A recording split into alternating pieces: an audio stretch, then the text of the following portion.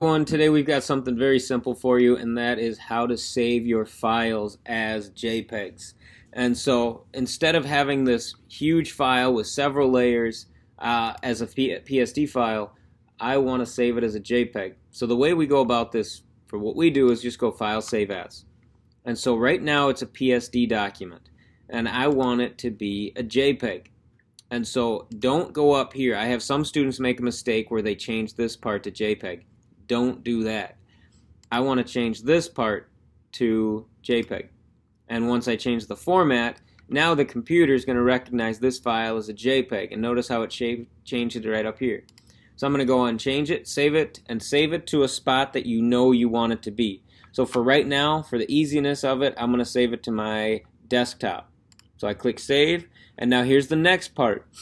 This right here is super important. I get some students that save their files so small that it ends up being 1K or even smaller. Now this file is going to be pretty big.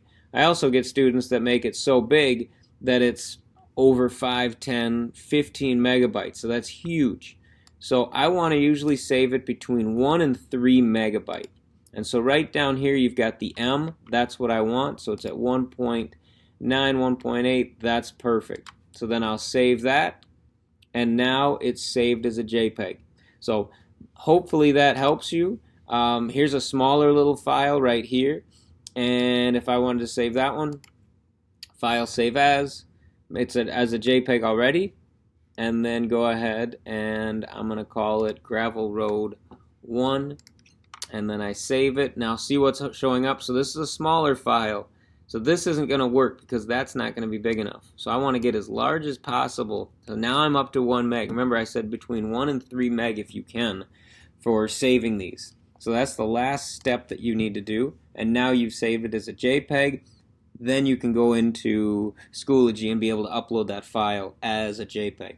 So hopefully that helps you, and now you understand how to save your Photoshop files as JPEGs.